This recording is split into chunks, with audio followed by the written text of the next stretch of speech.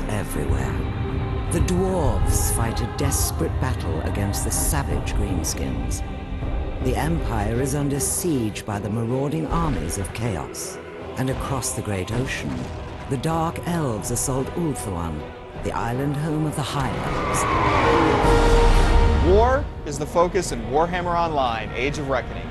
No traditional online role-playing game has focused so much on player versus player combat or done it this well.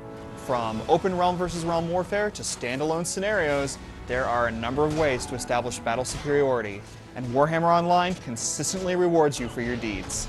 There are other innovations too, like public quests that allow passersby to jump in and join the fray, and the excellent Tome of Knowledge, which functions as a giant in-game encyclopedia. This focus does come with some drawbacks, like unfulfilling questing and solo play, and the most noticeable issue directly relates to player population. During peak hours, you may wait an hour in a server queue, only to discover that the world still feels really empty because the population has been spread so thin. But you came for war, and whether you want to get in the thick of the action or support your group mates, you'll find that the Warhammer universe is a natural host for your violent tendencies. Blimey! First, you choose a realm, order, or destruction, and from there, choose an army and a career. Both realms offer the usual suspects like healers and tanks, but there are some nice additions for each class. Physical customization isn't particularly deep, but various tattoos and other options help distinguish you from the hordes. The Black Arks have landed. The warriors are ready. It is your turn to fight. Once you're in the game, it makes a superb first impression. A starting quest encourages you to participate in one of the game's keystones, realm versus realm scenarios. Most of these matches are variants on Capture the Flag, Deathmatch, King of the Hill, and so on, but with enough twists to make them feel clever. You may capture control points or take and hold a central platform, usual stuff, but with small twists that make each one feel unique. Most scenarios are chaotic in a good way.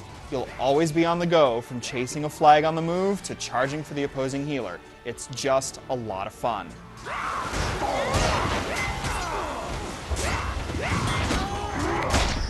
Standalone scenarios are just one option.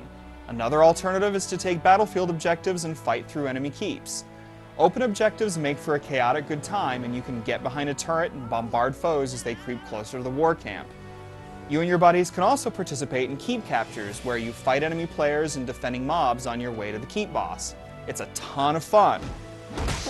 Public quests are possibly Warhammer Online's most original offering. They let you join impromptu teams as they complete various objectives. Should you encounter one of these open quests, your heads-up display automatically informs you what needs to be done and at what stage the ongoing quest is currently at. Then, you simply jump into the fray, killing monsters and other enemies. At the end of the quest, a golden treasure chest appears and a dice roll determines who wins the available loot. The more you contribute, the greater your chance of rolling a higher number. You won't want to join public quests for just the possibility of interesting loot, though. Battles are fun and hectic with enough participants, and many of them end with challenging end bosses. No matter how you choose to kill enemy players and monsters, there's a constant stream of rewards heaped on you, on top of the usual experience points. Killing other players earns you renown points, which you use to purchase certain gear and gain renown skills. Completing public quests earns you influence in a particular geographical region, which you can cash in for various items. The most skillful and subtle reward system is the Tome of Knowledge. The Tome consolidates every piece of in-game information you could possibly hope to access. As you enter new areas, encounter new NPCs and monsters, and accumulate kills, new Tome entries are unlocked and announcements flash on the screen. The most satisfying unlockables are the myriad of titles you can earn and apply to yourself, like the Fearless or Ow, my eye. If you'd rather learn about the world by exploring and participating in the player versus environment aspect of Warhammer Online, you'll find it solid but far less enthralling than its fantastic PvP play. The world proper is easy on the eyes, but doesn't harbor any real surprises. The best regions feel violently off-kilter, but others look kind of undeveloped. As for quests, they're okay, but mostly generic. The way quests tie into other aspects of the game is pretty nifty, though. A good many of them send you into the middle of open battlefields and public quests, which encourages you to take part in those activities. Unfortunately, the quest part of it suffers if there aren't other players taking part in the battlefield or the public quest. Many of the regions are densely populated with monsters that respawn really quickly after defeat, and since there's a big chance there won't be any nearby players, finishing the quest may be more frustrating than anything else. If you want to mix things up, you can check out the crafting system. Just don't expect much. While you can choose both a standard craft and a gathering profession, the game does a terrible job of introducing the options. Warhammer Online's visuals have a stylized vibe, and the game is obviously intended to run on a large range of computers.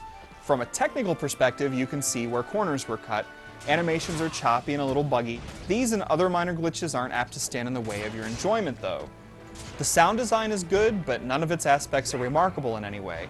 And so far, bugs have cropped up, but the game has been mostly stable and lag hasn't been a huge problem. So, this isn't the most well-rounded massively multiplayer game, but Warhammer Online delivers the finest player versus player content seen in a traditional persistent world RPG. Questers and explorers may not find what they're looking for, and certain gameplay systems don't mesh as well as they should.